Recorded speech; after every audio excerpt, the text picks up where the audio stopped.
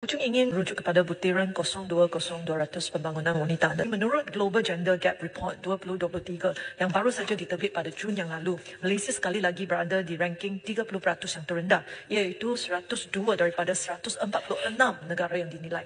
Global Gender Gap Index ini merangkumi 4 subsektor, iaitu pencapaian pendidikan, penyertaan dan peluang ekonomi, kesihatan dan kemanduran serta pemengkasaan politik. Untuk makluman Dewan Yang Mulia ini, Malaysia telah pun mencapai ranking pertama bersama dengan 24 negara yang lain bagi subsektor pencapaian pendidikan, di mana Malaysia mendapat perfect sub-index 1 daripada 1. Walau bagaimanapun, Malaysia mendapat ranking yang sangat rendah dalam subsektor penyertaan dan peluang ekonomi serta pemengkasaan politik dengan ranking 89 dan 122 daripada 146 negara masing-masing. Untuk pengurusi, kadar penyertaan tenaga kerja wanita di Malaysia hanya adalah pada sekitar 55% sahaja berbanding dengan lelaki pada sekitar 80%. Ini adalah sangat rendah jika kita berbanding dengan negara-negara lain di rantau ASEAN seperti Vietnam, Singapura, Thailand dan Cambodia.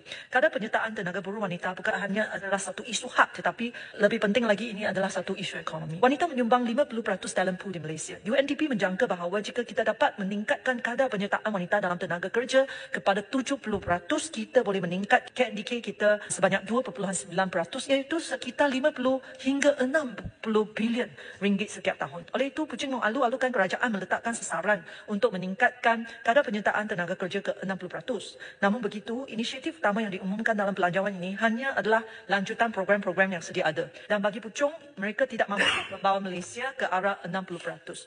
Sebagai contoh, program Wanita Kembali Bekerja, Career Comeback Program, di mana pengecualian cukai diberi kepada wanita yang berhenti kerja 2 tahun dan ke atas. Setahu saya, bila penyertaan tenaga buruh wanita dia bangkitkan di Parlimen, jawapan daripada kerajaan adalah dia ada program Wanita Kembali Bekerja.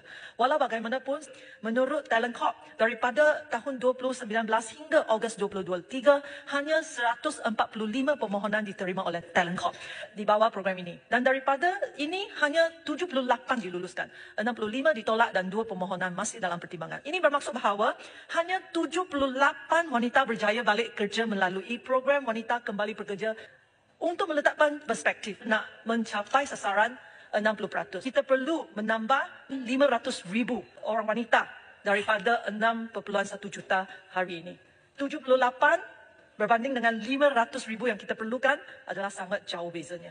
Oleh itu, Pucung ingin tahu apakah usaha-usaha kerajaan untuk meningkatkan keberkesanan program Wanita Kembali Bekerja supaya boleh membantu mencapai sasaran 500,000 dan bukan setakat token ataupun kosmetik saja. Terusnya, Pucung juga ingin menarik perhatian Dewan ini berkenaan dengan kadar penyertaan tenaga buruh wanita mengikut tahap pendidikan. Untuk wanita yang mendapat pendidikan tinggi, penyertaan tenaga buruh adalah 64.1%, tetapi untuk mereka yang mendapat pendidikan tinggi dan rendah sahaja, mereka adalah lebih rendah, iaitu pada kadar 52.2% dan 43.6%.